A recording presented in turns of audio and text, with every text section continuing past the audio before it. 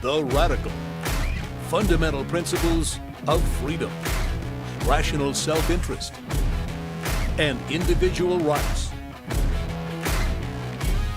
This is the Yaron Brook Show. All right, everybody, welcome to Yaron Brook Show on this Sunday. Well, it's noon in California. Another beautiful day in Southern California. And today I'm going after, I guess she's not my congressman, but like an adjacent, well, not my congressman anyway, because I live in Puerto Rico. I don't have a congressman, and I hope that stays that way. But when I lived in California, she is an adjacent country. Freshman Congresswoman Katie Porter, who is making a name for herself using her whiteboard. All right, so we're going to go after her. Nobody else will. Nobody else will defend drug companies in America. We will defend drug companies in America. We will defend the exorbitant prices that drug companies are charging all of you. I am the only one on planet Earth, it seems, who is willing to do that. A few others, but not many of us. Kind of sad, given that this is the United States of America. Land of the free, land of capitalism, supposedly. All right. So thanks all for joining me today, and I should report to you that I got another COVID test yesterday, and it's negative. It's negative again. So I have not. I figured if Trump got it, I should probably get tested as well. No, I'm kidding. But no, 3 times, being tested 3 times, pretty much once every 2 weeks here in California. And all negative. I figure if I test positive and I do a show where every day the life of Yaron Brook with COVID, and I don't want to make belittle the whole thing, but if I did that, I think viewership would go up. I think that would be a good a good idea for kind of increasing viewership is the trials and tribulations. All right. But yes, every time I make sure that before I see anyone who's older than a certain age, I get a test. Make sure that I am not the person who gets them. Test didn't cost anything. Insurance covers all the tests. They are basically free. I guess once when I did it, they couldn't get permission from the insurance company, so they charged me $50, which they said would be refunded to me once they go through to the insurance company, but it's free. I get the rapid antigen test, which is not as accurate as the PCR test, but all I want to know is my viral load high enough so that I'm contagious? And my understanding, and from what I've read, if basically if the antigen test is negative, the likelihood that you are contagious is very, very, very low. So it's pretty safe. It's pretty safe to interact with people who might be particularly sensitive to this. I'm worried about people who are over a particular age or have pre-existing conditions and so on. So, all right.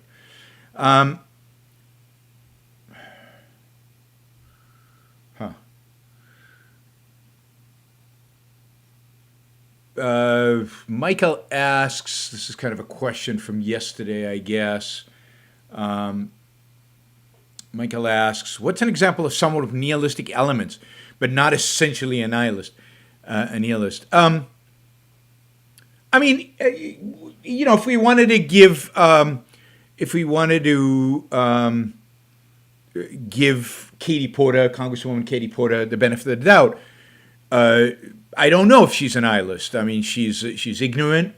She is ideological. She will destroy.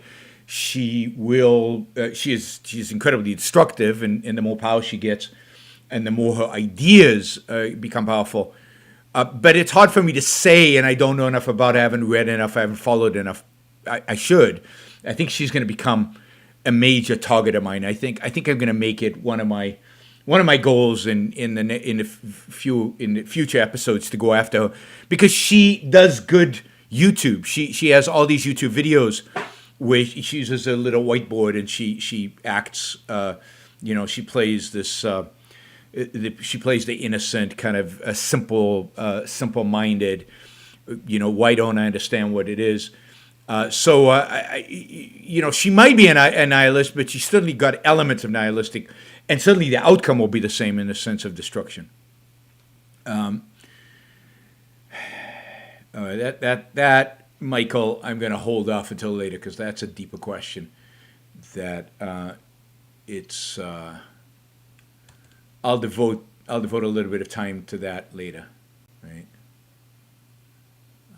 It's a good question. All right. And it's a question I've thought of, because it is a question you have to think through. It's not an easy one. All right, let's take this on. So one of the biggest complaints out there that Democrats have, and certainly Republicans have, and I've done a couple of shows about. I've done a couple of shows about Trump's executive orders about drug companies, and of course nobody's interested in that. But both Republicans and Democrats, certainly the Trumpist Republicans, use drug prices as an indication of the broken nature of our healthcare system. They use it as example of price gouging. They use it as examples of immorality. They use it as an example of something is wrong in America. The American system is wrong because we pay so much more for drug prices than our European and our Canadian and other friends around the world, right? And that is bad. And government needs to do something about this. And Trump has signed a few executive orders. I'm not sure how effective the executive orders are going to be, but certainly there is legislation going through Congress right now, both Democratic and Republican legislation. The Democratic legislation is particularly bad and particularly focused on trying to basically impose price controls over drugs. Both Trump's executive orders and the Democratic legislation, they're very much the same, want to give Medicare and Medicaid the ability to negotiate in bulk with drug companies, thus, just like European countries do, where they negotiate in bulk, thus lower drug prices significantly, basically to European numbers. And I think some of the executive orders basically said that they would negotiate to European levels and all kinds of stuff like that. So we're going to devote the show today to drug companies and to drug prices. And as part of that, we're going to talk about Katie Porter and talk about her. But let me start by saying something pretty outrageous. Drug companies, the pharmaceutical industry, and in particularly the American pharmaceutical industry, although this is true globally, have saved more lives directly than any other industry in human history.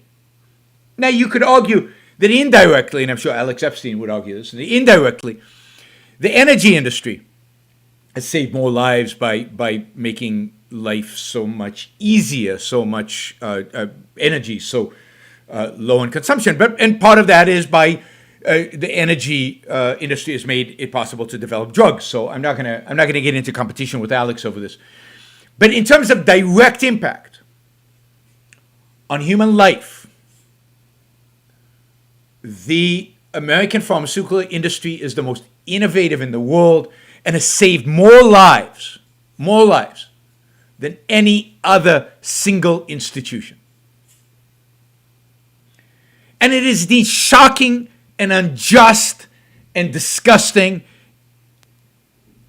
that this pharmaceutical industry is demonized constantly by both left and right, is perceived as the national villain. And if you look at surveys, if you look at opinion, the opinion of the American people,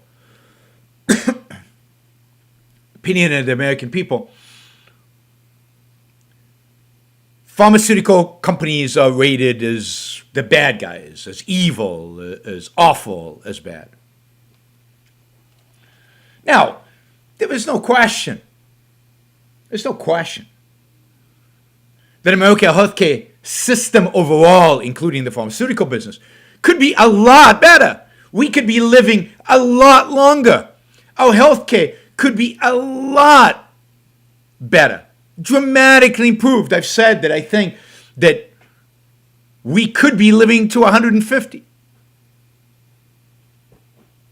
So, in defending the pharmaceutical industry, I'm not defending the status quo.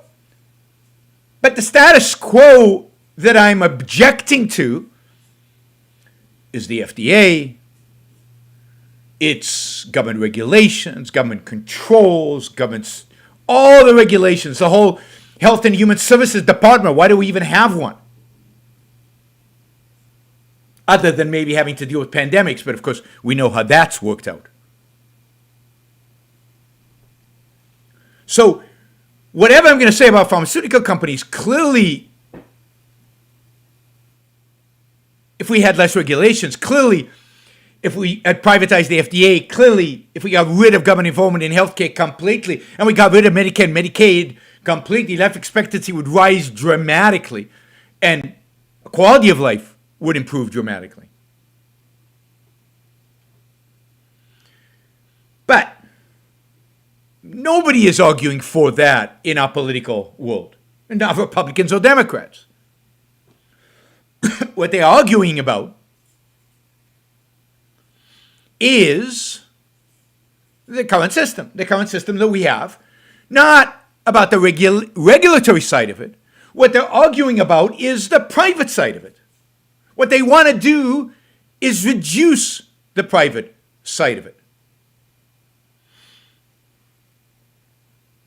What they want to do is destroy the last remnants of freedom in healthcare in America today.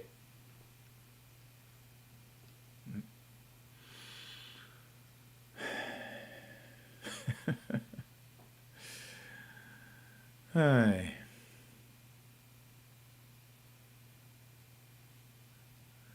All right. So, what is the problem? Well, the problem is, as I think most Americans know, is that Americans pay more for drugs than Europeans and Canadians. Now, let me just find the numbers because there's actually numbers about this. How much more? Well, we probably pay on average per person about $500 or more on drugs. So, for example, here's some numbers, right? Americans spend annually about $1,000 per capita on prescription drugs. Now, note, only 150 of those dollars come out of their pockets, right? The rest is covered by insurance. So we spend about $1,000 per capita. In other affluent countries, per capita ranges from about $300 per capita in Australia, about $800 in the Netherlands, the United Kingdom's about $400, $500 in Germany, France, and Sweden, $600 in Canada and Denmark. So first note, the difference here is not massive, right? Out of pocket, you're spending 150, Europeans are spending zero. Okay, 150 per capita. It doesn't strike me as earth-shattering. And as a system, as a healthcare system overall, we spend, somewhere between about double what other countries do. About $500 a year per person. Now, that sounds like a lot of money. Double. Wow, we spend double. But when you note that almost all the R&D in the world. So the percentage of new drug developed in the United States versus every other country. In the United States, it's about, I think the number I saw is 57%. So about 60% of all new drugs developed in the world, in the entire world, are developed in the United States. Another 13% of those are developed in the, relatively free market healthcare, relatively to Europe at least, free market healthcare system in Europe, in Switzerland, 13% in Switzerland. So actually the two freest markets in healthcare, Switzerland and the United States, are responsible for 70% of all new drugs brought to market. And indeed, because we pay more, in a sense, we are the only country in the world that pays market prices. Because drug companies cannot make much of a profit in Europe because European countries say we either pay you with a tiny little profit margin or you don't sell the drug at all. In some cases, the drug is not sold in those countries. We'll get to that in a minute. In other cases, they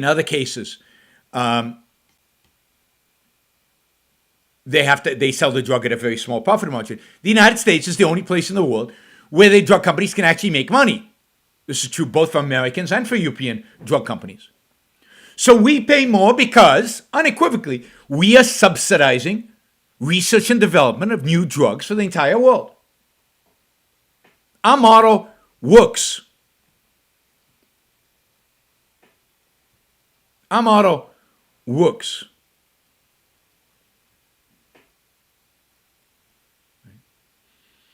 We are actually producing life-extending medication.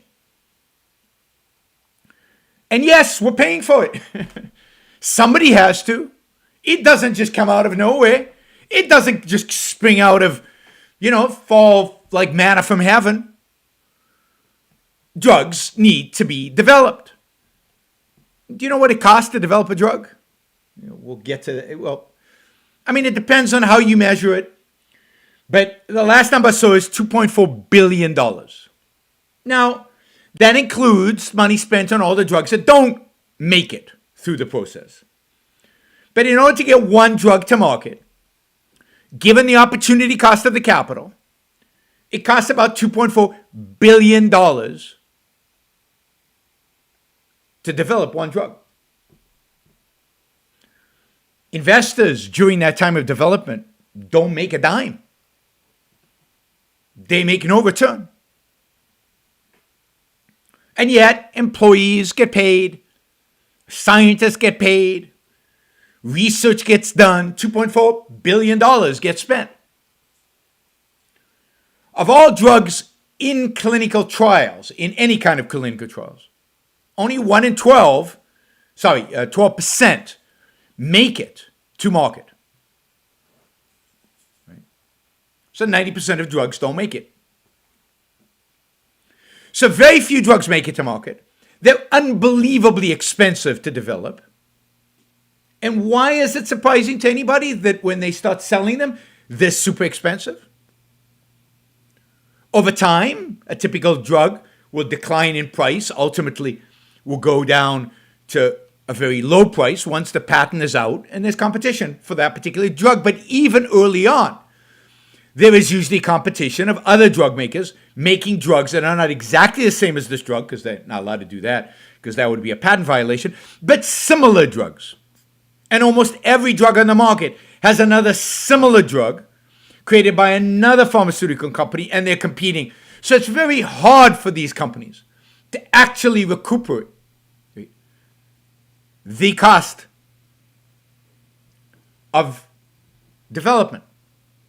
Indeed, in terms of an investment, given the rhetoric, and we'll hear this rhetoric of Catty Porter in a little while, you would think drug companies are the most profitable companies in the world.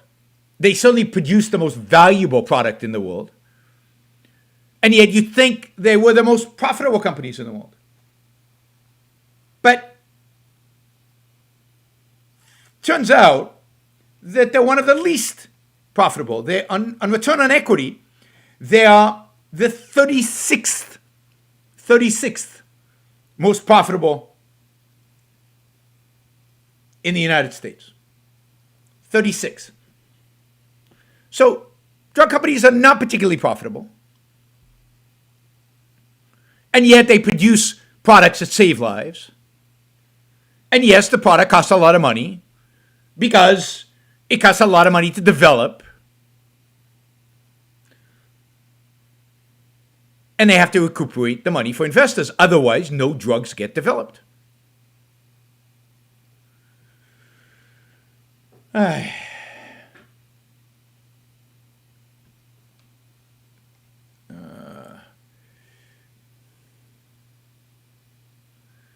So it is bizarre that these people are the villains.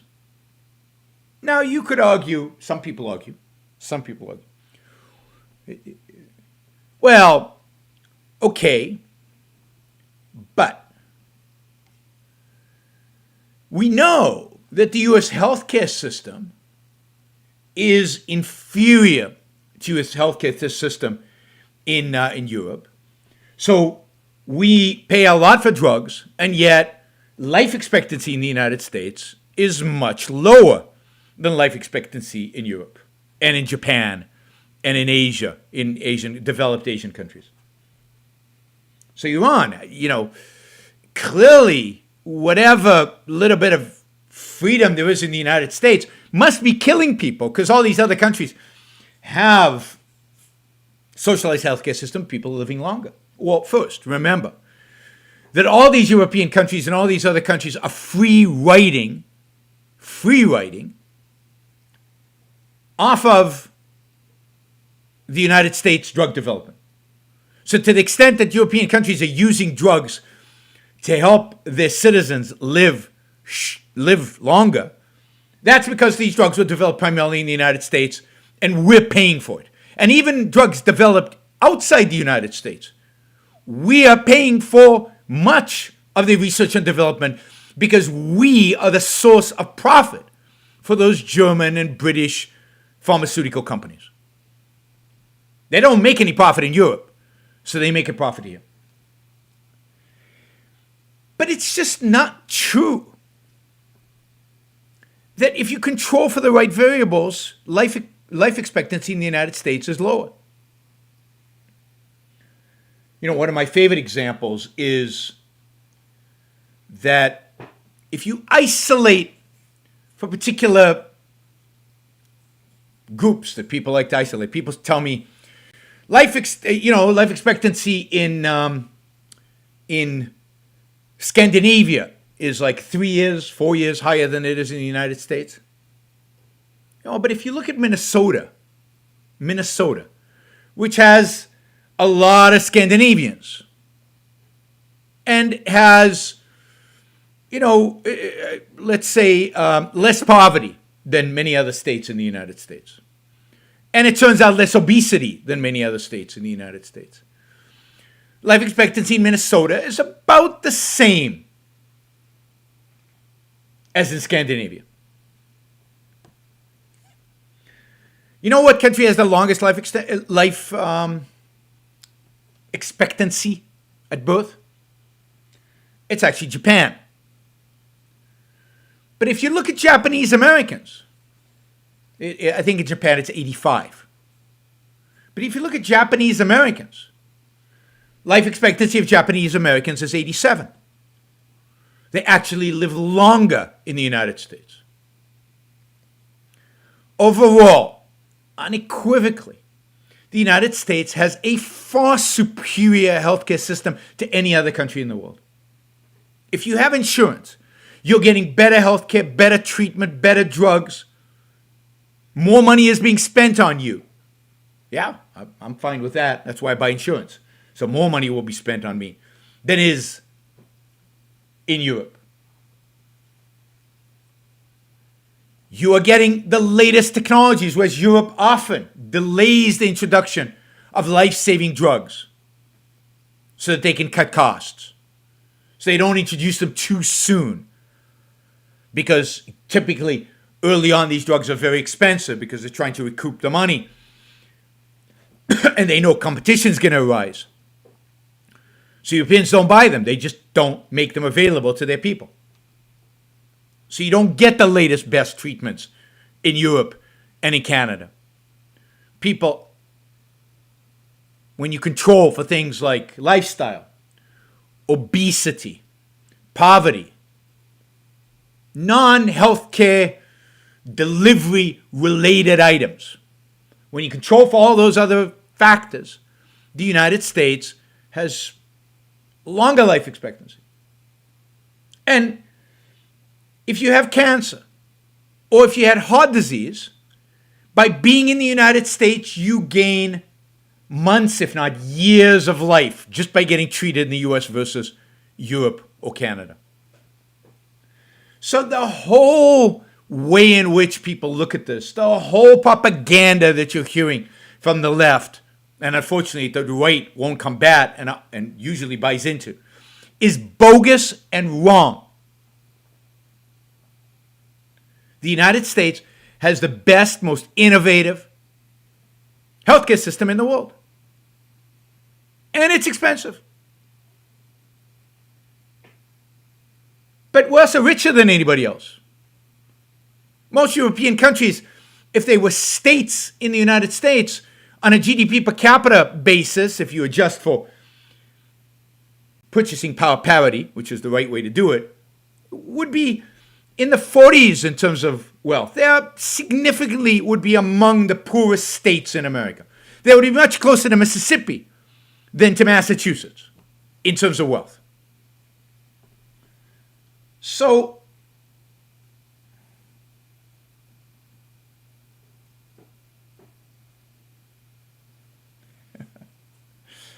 somebody says drugs kill more people than they help. BS. That is complete and utter nonsense. Complete and utter nonsense. The idea that drugs kill. I know so many people who've recovered from cancer because of the drugs that they got. This anti-modern medicine, this anti-drug company, it's just not true. It's just not true. If you look at the introduction of particular drugs for particular diseases, and you see what happens to cancer after cancer survival rates after the drug is introduced, the cancer survival rate skyrockets because of the drug. Year 1, year 0, no drug, X number of people die. 1 year later, with drug, significantly less people die. So there's this pseudoscience anti-drug lobby out there. It's just not true. Just not true. Not to say there aren't bad drugs that are released, but few of them, I would say. I wish there were more bad drugs released. If the FDA had been privatized, there'd be more selection of drugs, not fewer selections of drugs. Yeah, I'm defending Big Pharma. Absolutely. Why wouldn't you? I'm not defending their lobbying. I'm not defending their cronyism. I'm defending their innovation. Yeah, of course I defend Big Pharma. Why wouldn't I defend Big Pharma? We'll get to that. We've got a bunch of people here, already got a bunch of people here who think that pharmaceutical companies are bad, pharmaceutical companies are evil in some way, are rotten. I mean, pharmaceutical companies, even if they don't develop the drug themselves, they buy the companies that do. And by buying the companies they do, they cash the investors out. The only reason biotech companies get started, the only reason we have small biotech companies out there innovating and producing is because they know they can sell the drug to Big Pharma. And that Big Pharma will then market it or fund the phase 3 trials and then market the drug. And they get a payday. And that payday comes from Big Pharma. So Big Pharma is part of the chain that creates all the innovation that we have today. And while Trump has cut many regulations, including in the healthcare space, he is awful when it comes to drug pricing. He has increased innovation recently with his executive orders that have increased regulations in the space, while at the FDA and the other parts of the healthcare system, he's cut regulation. So he doesn't believe in cutting regulation. He believes, I don't think he believes in anything. But he has appointed good people to run a lot of the agencies.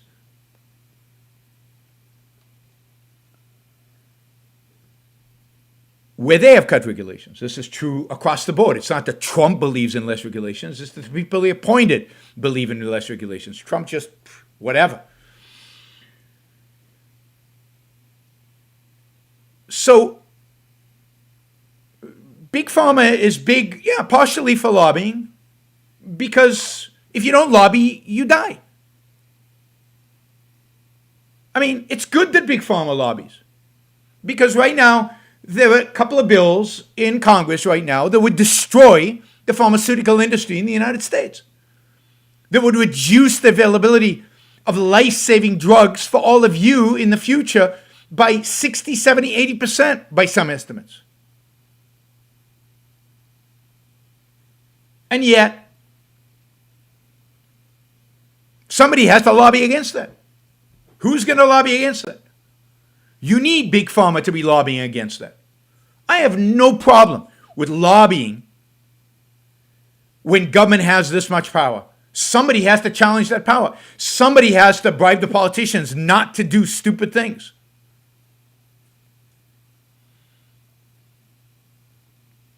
What Trump and others want to do are price controls, which would destroy, not just create shortages, they would not make possible the creation of new drugs.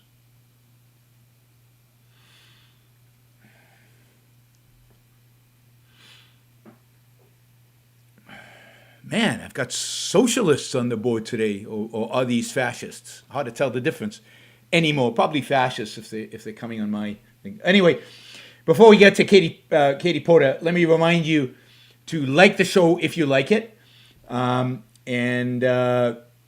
thumbs up. All I've done is attack Democrats. I should get a lot of thumbs up. I've attacked mostly Democrats. Trump's a bystander in this one, but I guess I'm defending Big Pharma, and that's unacceptable in the world today. All right. So the United States has the best healthcare system in the world. Insurance companies are overregulated, overcontrolled. They should be freed up. We should allow for competition. We should get rid of all the massive state and federal regulations on insurance companies. We should get rid of all the massive state and federal regulations over drug companies. We should get rid of all the massive state and federal regulations over hospitals and doctors and how they interact. What we need is a free market in healthcare. And until you have a free market in healthcare, you're not going to get anything. And of course, in spite of all of that, in spite of all the controls, all the regulations, all the bad things that governments do to destroy our healthcare system, in spite of all of that, we still have the best healthcare system in the world by far. By far. And if you actually look at the numbers properly, you would see that. But haters don't look properly. All right, let's look at Congressman Katie Porter, Democrat. But I guess these days it doesn't really matter if you're bashing pharmaceuticals. Democrat, Republican, doesn't matter. So I'm going to go over this. It's about a 5-minute video. We're going to go throughout the whole thing. Two things I want you to know. One,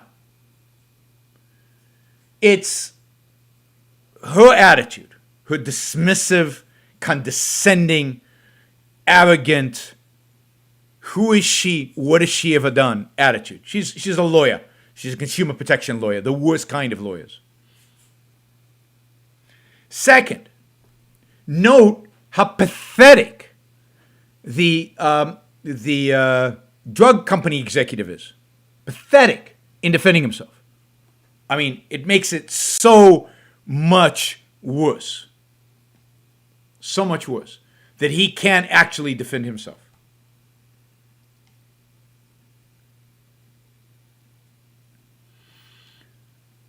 All right. Now,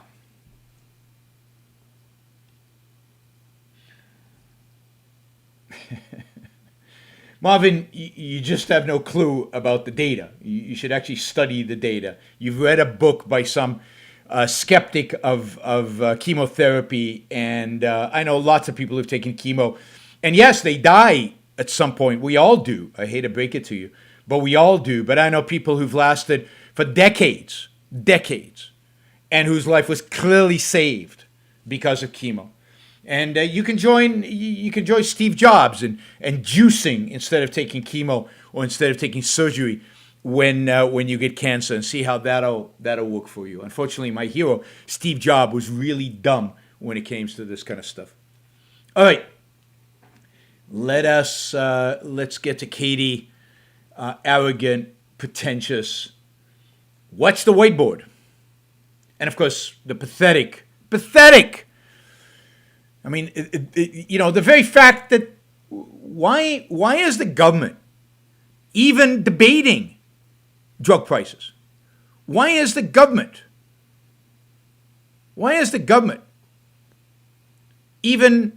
even an issue?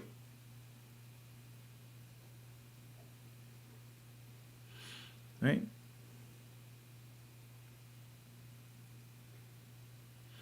Why is the government bringing in executives in business, in private business, and harassing them?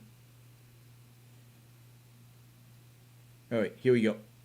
Whoops, no, clicking on the wrong button. All right, we're going to go here, and we're going to press play. Mr. Ollis, you were CEO of Celgene until fairly recently, and as my colleague Ms. Presley established, Celgene makes Revlimid, a cancer drug. Revlimid is a cancer drug that treats myeloma, and it has, over time, been myeloma,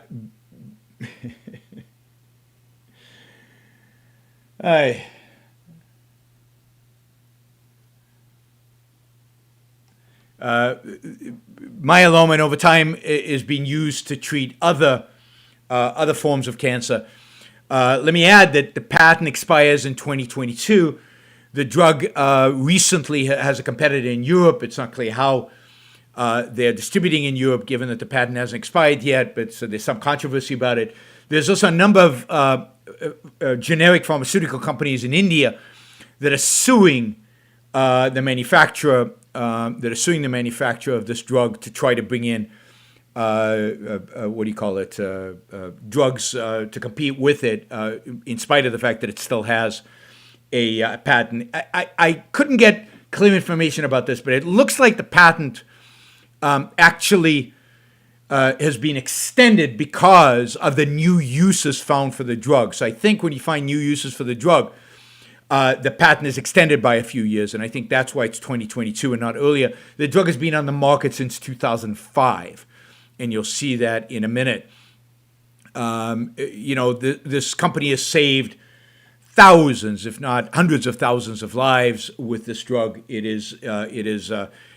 the way, it was bought, the company itself was bought by Bristol Myers, I think a British pharmaceutical companies a year ago or 2 years ago for a lot of money. I can't remember, 50, 60, 70 billion dollars. So the company is no longer an independent company. It is owned by Bristol Myers, which is, again, one of the ways in which innovative companies cash out by selling to so-called big pharma. Bristol Myers would be big pharma. All right, let's listen to Katie. A little bit. I'll keep interrupting her. Do you know what the price of Revlimid was when it first hit the market in Here comes the 2005? whiteboard. I don't remember the number, but it was Reclaiming my time. 200 or... Reclaiming my time. It was $250 and $15 for one pill. Do you know what the price of Revlimid was in 2013? One of her tactics is not to let anybody answer the question, really. But part of this is the weakness of the CEO, you'll see. I can look it up, but I don't recall. I don't have it in front of me. $412 per pill. How about the price? Let's get into more recent where your memory may be jogged. How about 2017? I would say approximately $700 a pill, but I don't have it in front of me. $719 per pill, and Not bad. today Revlimid costs $763 per pill. I'm curious, did the drug get substantially more effective in that time? Did cancer patients need fewer pills? Why is that the question? So something went up in price. Why is the issue? What she's arguing is that the price should be linked. The price should be linked to what? To its effectiveness, or to its increased effectiveness, not to its absolute effectiveness, its increased effectiveness. The price should be linked to, quote, productivity. She's trying to be here clever, right? So somebody asked, what's the exact ROE on pharma? Look it up. It's fairly easy to find these kind of things. It depends on the time period you're looking at. Not very high, though. All right, so basically the price has more than tripled. By the way, this is not adjusted for inflation, but okay, more than tripled since 2005. Why? During that time, the development of Revlimid included 6 additional indications, some in lymphoma, and the balance in patients with different segments. Oh, great. I want to multiple myeloma. reclaiming my time. So, Mr. So she's not going to let him speak, right? So why is this important? Why is the fact that there's 6 more indications are important here? Well, because that is going to determine the demand. Demand has gone up for this drug.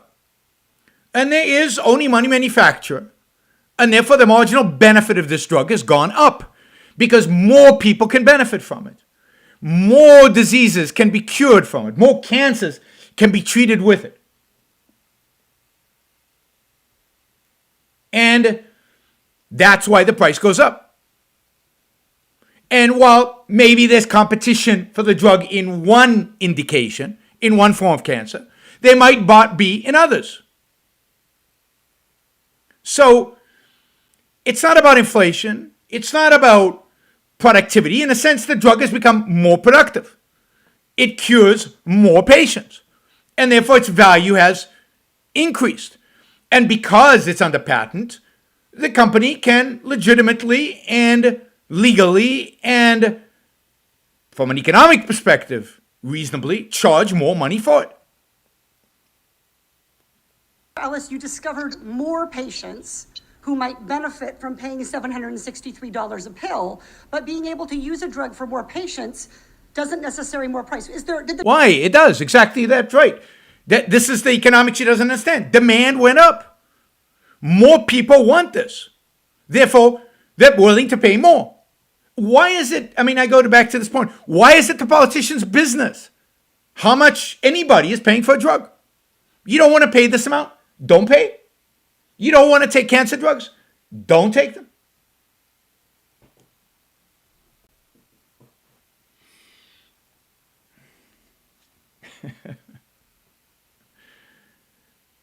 But why is it any of the business of politicians how much is being charged?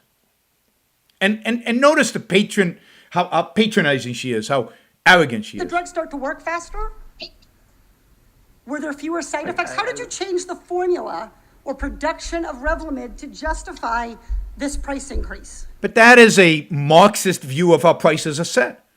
Prices are not set based on your costs of production. This is Econ 101. Prices are not set because of your costs of production. Now, this is the way maybe European countries price what they're willing to pay for drugs.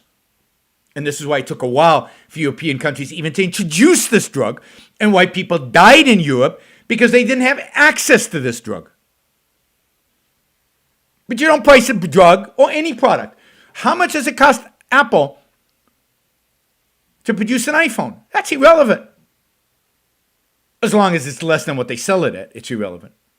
What determines the price?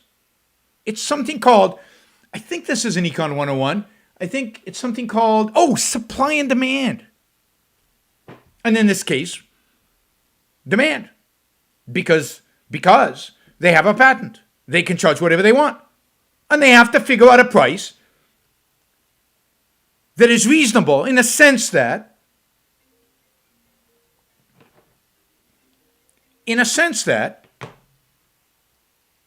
it is not so high as it would reduce the demand. It's high enough for them to recuperate all their costs. Now, notice also, and this is important, 6 new indications. How did these indications happen? The drug came out in 2005, as she said. It cost $200 and something, and at the time, $200 and something probably was going to recuperate their R&D. And I know I'm getting technical, but if I'm going to do a show on this, and if I'm going to show how ridiculous she is, we have to get into the weeds. Since then, they've had 6 new indications, 6 new cancers that you can treat with this drug. How did they get to that? By doing more trials, by investing more money in the drug. More money in the drug, in trials to show that it was safe and useful for these other indications. So the cost of the drug to them actually increased over time as they invested in the drug, as they invested in research, as they invested in trials, just as one drug, to show that it was efficacious for these other cancers. And now, this drug doesn't just treat one cancer. And again, the FDA makes it very, very, very expensive to do all that. So, if you do all that, that probably justifies the increase in cost. All right, let's keep going. He can't answer. Pathetic. Indication changes are for subsets of different patients with disease. Reclaiming my time, Mr. Ellis, I understand. Reclaiming that. her What I'm time. She trying doesn't to want him to understand answer, from even you if he could. Is how did the drug improve? If I were to look at a pill and analyze it from 2005 when it cost $215, That's irrelevant. It improved in the sense that it treated more cancers. Would that pill be the same? I understand your question. Yeah, but a lot of research went into that pill from 2005 to today. Great, thank you. So to put that in perspective, you hiked the price by $500 when the average Orange County senior only has $528 left in their bank account after they've paid their basic monthly expenses. How much of this is out of cost for an average? We're talking about Orange County, a relatively wealthy community, all on Medicaid. How much does an Orange County senior pay for this drug? How much? This is a drug covered by Medicaid. So what relevance, this is pure demagoguery, what relevance does how much money an Orange County senior have in the bank account have on this? Exactly 0. But again, nobody's going to call her on it. No, nobody cares. Facts don't matter. It's great demagoguery. Right? All right. The average Orange County senior can't even afford one pill. And you said recently Orange that County nobody pays the senior list gets price, Medicare. But that is not correct. Do uninsured patients sometimes pay the list price? I can imagine there are circumstances where underinsured or uninsured patients would be paying close to or at the list price. I don't know of any. But wouldn't, if they're paying that, doesn't that mean they can afford it? And how many people are that? Really? I mean, insurance companies cover this. Medicare cover this. Medicaid covers this. How many seniors are uninsured? None, because they all have Medicare. And if they're not seniors, why was the amount of money she gave before in the bank account relevant to this discussion? And if they're paying this, can't they afford it? And doesn't this drug company have a charitable foundation that, if they can't afford it, pays for it? So it's likely that whoever's paying the full price is wealthy with no insurance for some reason, and that number of people is very low. But again, this is not about honesty. This is not about truth. This is not about facts. Specific circumstances, but I would Reclaiming guess my that time, they do Mr. Ollis, exist. Yeah. I want to turn Now you on notice another this. number, if you would This is help what it's me. all about. Do you know what this number is?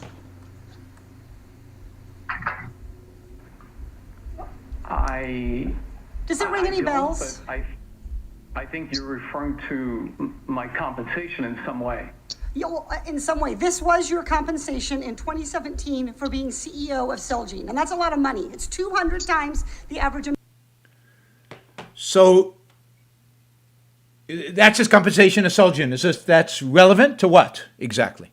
Americans' income, and 360 times what the average senior gets on Social Security.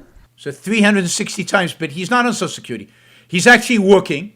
He's actually the CEO of a drug company that is producing products that are saving people's lives.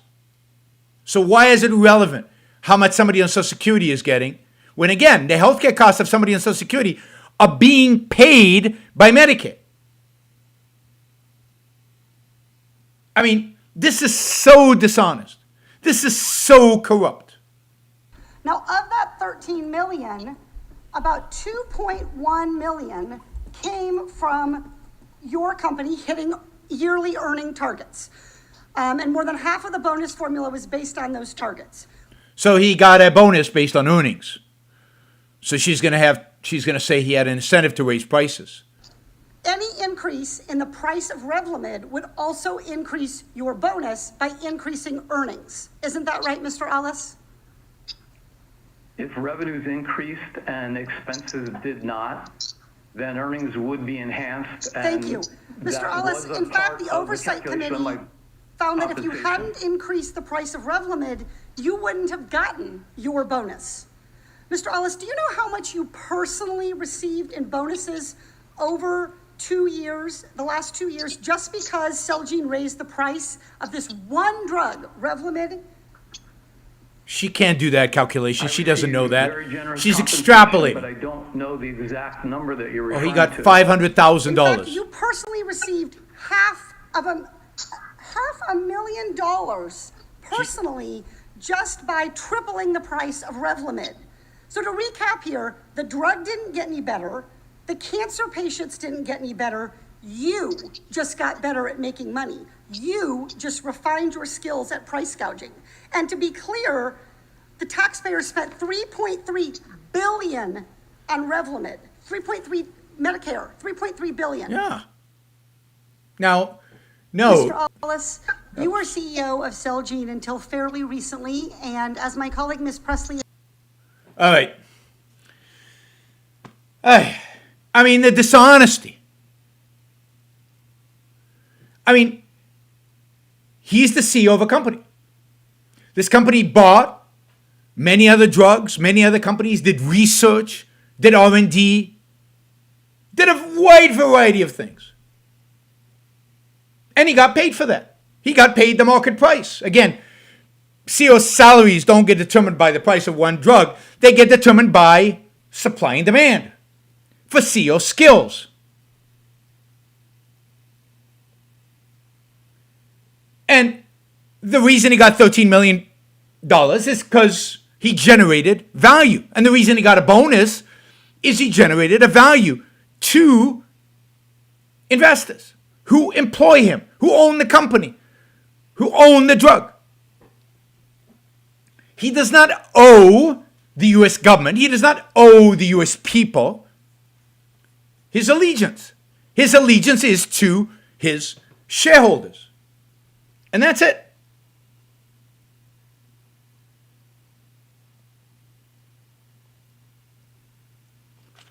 So this whole thing is so dishonest and corrupt. It is truly, I don't know. And what's shocking to me is that people who listen to my show who still hate drug company executives, who think drug companies executives are the problem. Right. He actually has had an entire career in the pharmaceutical industry, producing, creating, building drugs. Right. I'm going to take a short break here. I have to take this phone call, and I'll be right back.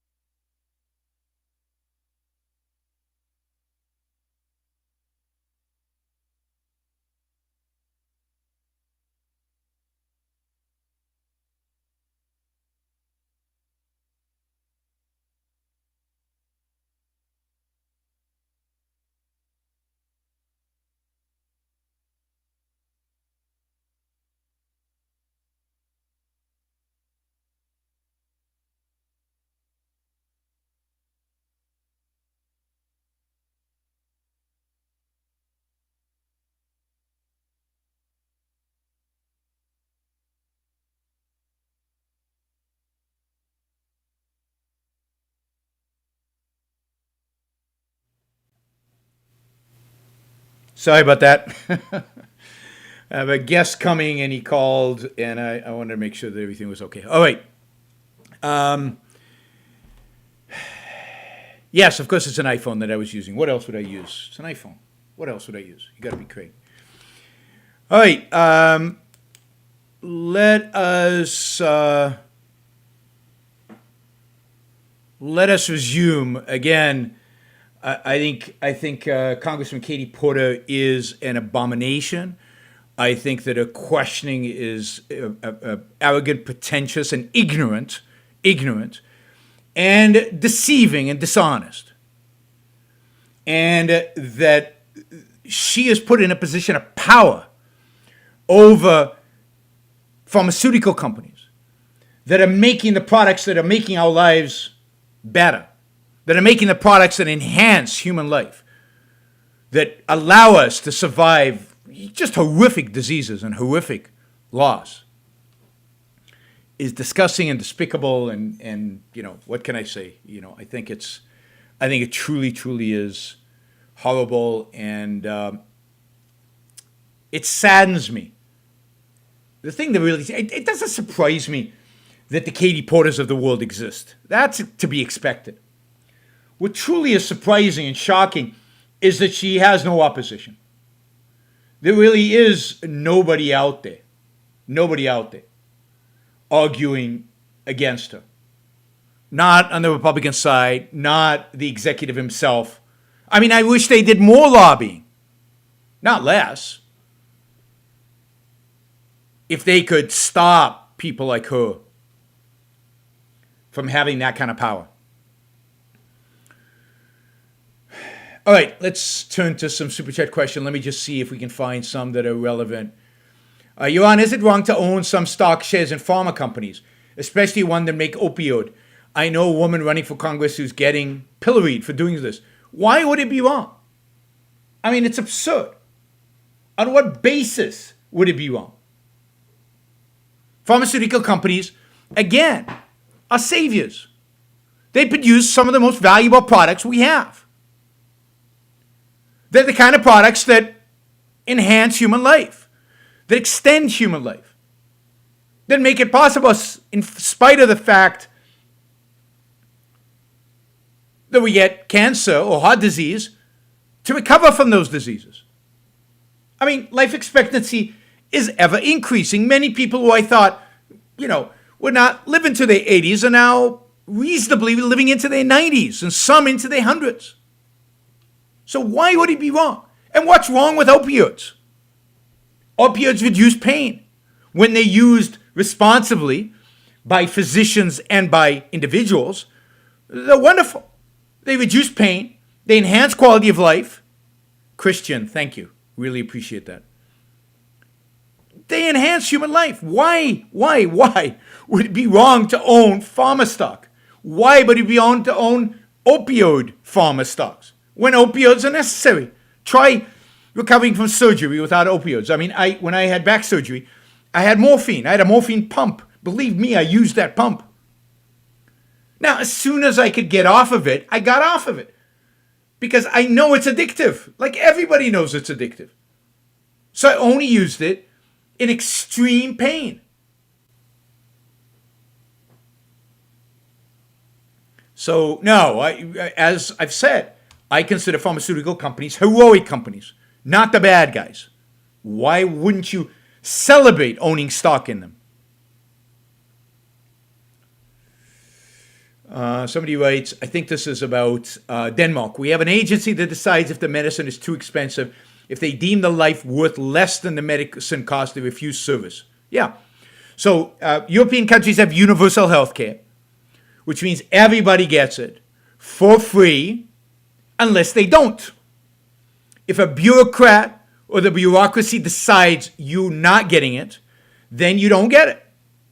There's a famous example of, you remember the bombing over Lockerbie, where this plane went down over Lockerbie, Scotland, and a lot of people died. And they caught one of the terrorists responsible for this, and he was in jail in Scotland. And at some point, he was released from jail, which is a travesty in and of itself, for compassionate reason, because he was dying, I think, of prostate cancer. He was dying of cancer. And there was no treatment, they said. They released him from jail, and he went to Libya. And when he went to Libya, his family bought him drugs in the United States, which he took, which allowed him to live, I think, an extra 3 to 5 years. He was scheduled to only live like a few weeks. It turns out those drugs were not approved in the UK and not approved in Scotland in particular. So while the NHS, the National Health Services, is free, in quotes, somebody pays for it, right? It's free. You don't get the best healthcare in the world. You don't get the best drugs because they're deemed too expensive. And then if you're too old, it's not. Now, granted, in the United States, it works in reverse. I mean, despicably so. Because the government is paying for it in the United States, it's Medicare. They're willing to pay any amount to keep you alive. Whereas if it was private insurance, it would depend on the kind of insurance policy you had. If you had the Cadillac plan, they would keep you alive no matter what, forever, at whatever expense. But you could buy a cheaper plan, where at some point the insurance company would have the right to say, that is not covered, we're not covering it. But we don't have those options because insurance industry is not free. It is heavily, heavily regulated and controlled.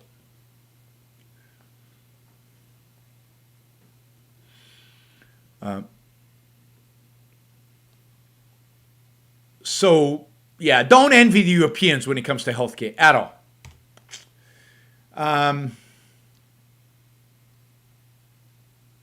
Pricing by compassion. that she would like would lead to mass death. Yes, it would. Well, it would lead to no more innovation. I mean, imagine if the country that basically produces 57% of all the new drugs in the world, where almost all the drugs get tested first and approved first, which is basically subsidizing all the R&D of even drug companies not in the U.S. Imagine if that country stopped doing that. Imagine if all R&D was funded by governments with the efficiency that results in. Imagine how many new drugs would come to market. How many new biotech companies would be innovating and producing. I mean, 90% of all pharmaceutical companies are unprofitable. 90% of all pharmaceutical companies are unprofitable. Why? Because they're still in development stages. They're pouring money into research. They're not selling anything. Every single price in the entire world should be computed on the basis of the money remaining in the bank accounts of seniors in Orange County. Yes, that would improve the lot of nobody. I mean, it's just... And then, but Andrew says she's certainly arrogant and ignorant. Why do you say she's dishonest? Because this is not hard. Because she has an extensive staff to fill her in. Because supply and demand is not a difficult concept, and not an arbitrary one, and not an unknown one. Because 6 new indications for cancer and the expenses associated with that are obvious. It's not that I'm some kind of genius that knows this stuff. It took me 20 minutes of research on this drug. She has a whole staff that did months of research on this. That's why she chose this guy. That's why she chose this drug. Because she thought she'd have a getcha. If I was the CEO of a drug company, they would never bring me in front of Congress. She found the weakest. And she found the one that she'd make supposedly the strongest case. She's absolutely dishonest. And I include here dishonesty, things you should know. That this knowledge is not so obscure, so removed, that you have an excuse to be ignorant. You do not. All right, before we go on, don't forget to like the show if you like it. We should be well over 100 likes by now. And yes, don't forget to share, and don't forget to support the show. You can support the show on the Super Chat here, value for value. I mean, this kind of analysis of Katie Porter of the drug industry, you just won't find anywhere else. You really won't. Putting it all together like that, nobody else right now, as far as I know, in the world is doing that work. So maybe, I mean, I assume you care. Value for value, that's all I'm asking for. So you can do so on the Super Chat. You can also do so on YaronBrookShow.com/support, on Patreon, on Subscribestar, on Locals. Thank you for all the people who support the show and make this possible. I hear a lot about insulin being so expensive. The patents for older insulin tech have expired long ago. Can you speak more to how the FDA makes it hard? I mean, basically, it makes it expensive for generics to come to market. They have not approved certain generics that should have been approved as competition. There's also different types of insulin, and you have to make sure that when you hear price comparisons, you're comparing apples to apples. And again, one of the problems with the American pharmaceutical business is that pricing is not transparent. That drug companies has a list price which almost nobody pays. Then they rebate and discount and compassionate pricing and all this other stuff which we don't see and we don't know. So the actual price that actual human beings pay is not the price that people quote when they're doing these comparisons. They're being super, again, dishonest in how they present the facts. And that's true of insulin like everything else. There was a point in which I did some research on insulin to try to figure this out. And again, it was all distortion and perversion. but I don't remember the details. But I'm sure you could just look insulin, why it's so expensive in the U.S., and just dig for one of the free market think tanks, a Cato or Manhattan Institute. It usually has a paper on it that explains some of these things. All right. Here's some unrelated Super Chat questions, and then I guess we'll call it a day. Do you agree with Ayn Rand when she said mankind is still in its infancy? What did she mean by that? And were the Nazis more nihilistic than communists? Well, they certainly weren't communists. There is a difference between communists and fascists. Nazis were fascists. And certainly both fascists and communists have a strong nihilistic bent to them. And certainly the leaders of the movement, the people who know what they're doing, the people who are manifesting it in reality by slaughtering and destroying people, are nihilists. But Nazism is not, don't confuse the terms. Don't assume that every authoritarianism is communism. Communism is one type of authoritarianism that uses one type of rationale to justify it. Nazism is a different type of authoritarianism that uses a different type of rationale. They're all collectivist. They're all irrational. They're all built on altruism, but they're not all the same. And I think it confuses people if you say that Nazis are the same as communists. They're not. This is why I think it's useful to have left and right. The left collectivists and the right collectivists. Left collectivists are the communists ultimately, and the right collectivists are the Nazis fascists ultimately. And they have different emphases. They're all collectivists, but they have different emphases. They move in that direction in different ways. Now, do I agree with Ayn Rand that she said mankind still is in infancy? Yes. And it's a hard concept to understand. Human culture builds on human knowledge. And we as individuals are to a large extent shaped by the culture in which we live. Certainly by the boundaries of the culture, the things that the culture deals with, it doesn't deal with. That is what we're exposed to. That is what, to a large extent, shapes us. Now, granted, we have free will. Thomas, I'll only do the Tuscany show when I'm done with the book. The book is very, very thick, and it's taking me a long time to get through it. I'm listening to it, so I only do it on road trips. It's going to be a while, so I will do the Tuscany show when I'm done with the book. It's like the book is like almost a day-by-day thing of Toscanini's life, so it's going to be a while. So I know you're eager, but it just will take a little while. So culture builds.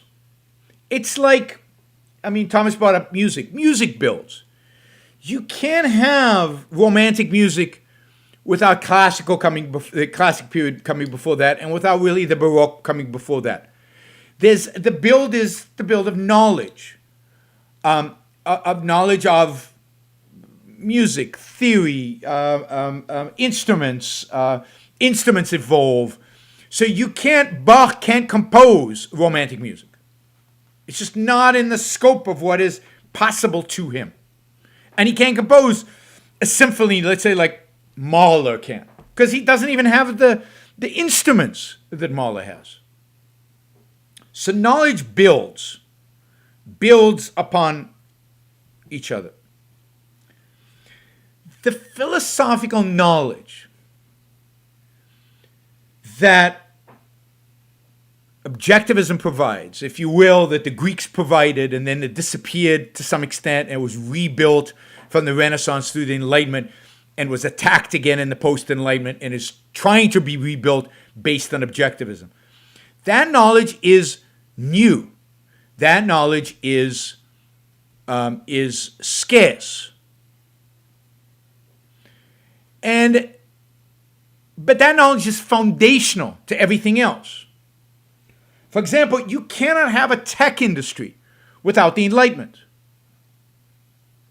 without the set of ideas that make tech possible, without a scientific revolution that is made possible by a set of ideas. And the periods of good ideas, the periods that allow humanity to build, to grow, have been short. Greece, Rome, Renaissance to today. In the scope of human history, going back 100,000 years, these are short.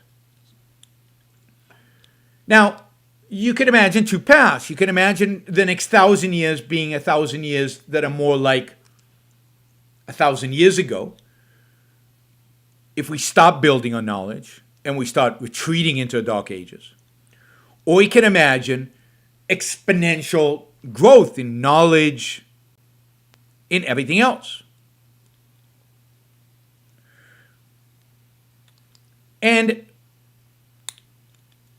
that's what she's saying is in infancy. The amount of time passed with good ideas is just being small. So the amount of ability to build on those is small.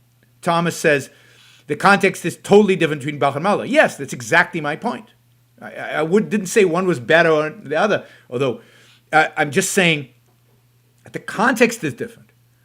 And there's a sense in which Mahler is more because Bach came before him.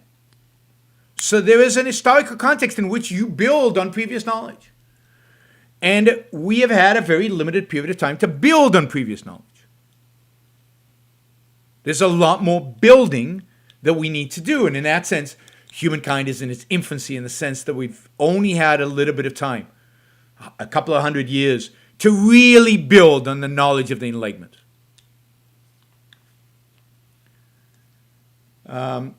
The Pope said the pandemic has put capitalism under question. I'm hearing more and more people say we should rethink capitalism in the context of the pandemic. Do you think freedom is in great danger because of COVID? Yes. And I said this over and over and over again in March and April and May when I was doing shows on COVID. I said the real victim of COVID will be capitalism.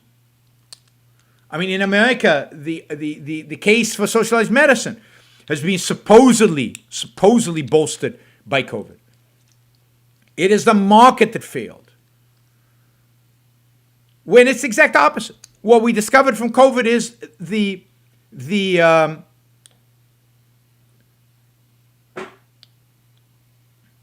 pathetic nature of government response.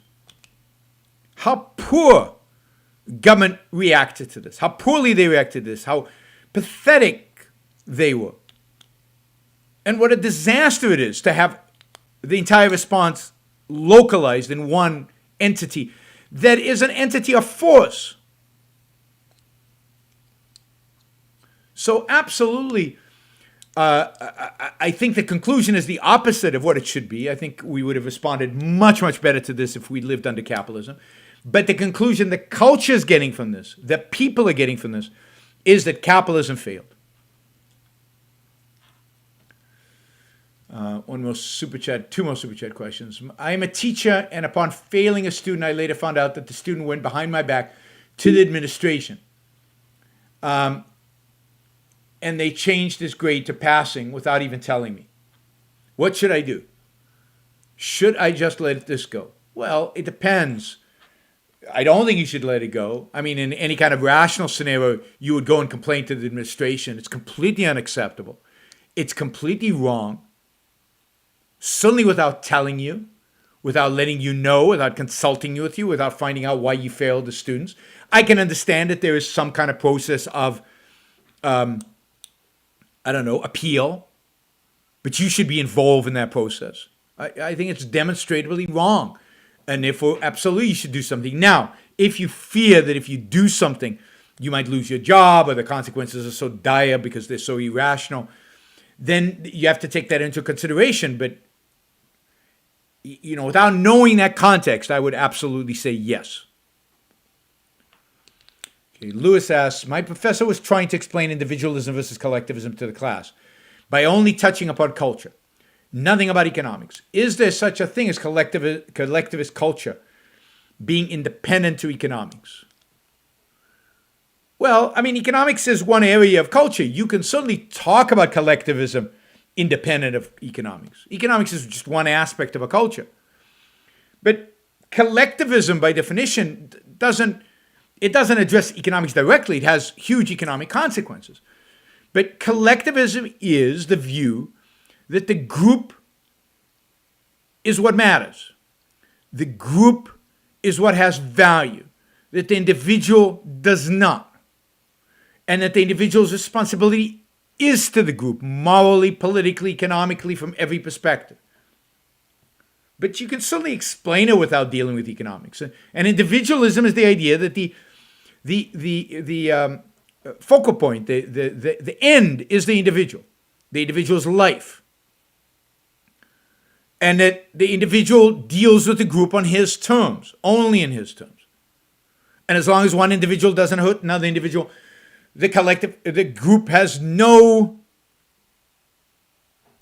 say in that individual's life. So individualism, the focal point is the individual.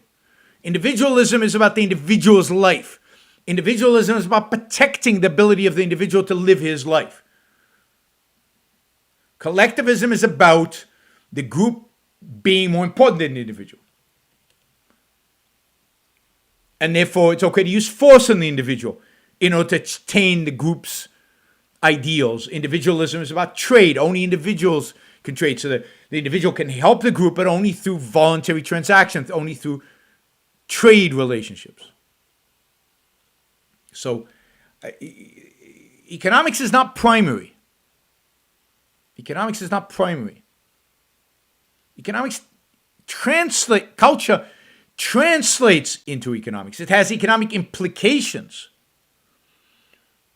But it has implications on everything, on art, on science, on a lot of things, not just on economics. So culture always translates into economics, yes, but certainly you can explain a concept without dealing with its economic implications, which means the explanation is incomplete, but it's not completely nutty. It depends on the context of what you're talking about. Love the explanation of the difference between left collectivism and the right collectivism. Thank you, Noel. I mean,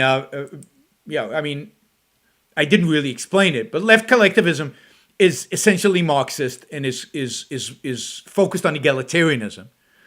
Right collectivism is not focused on egalitarianism. It's usually focused on the superiority of race or of nations. So right collectivism is usually focused on nationalism and or racism.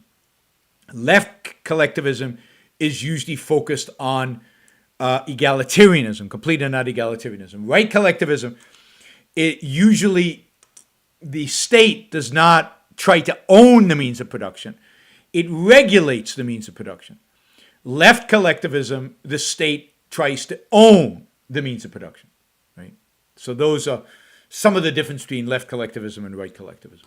It's which group, a lot of it has to do with which group should you sacrifice for, and what is the mechanism by which we sacrifice?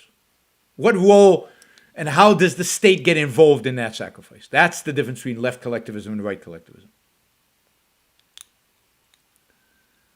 Are you familiar with Ruslan Kogan? I've read a little bit about him. He's this richest guy, under 30 entrepreneur in Australia. Very, very wealthy, very, very successful. And an Iran fan, it turns out. I've never communicated with him. I don't know him. But it sounds like he, Atlas Shrugged, is kind of required reading within his company, or at least used to be. I think I'll try to contact him. What do you think of making money as a motive? I think it's a great motive. I don't think it's a motive that should drive out all other motives. But I think it's a fine motive. It's part of what it means to be egoistic.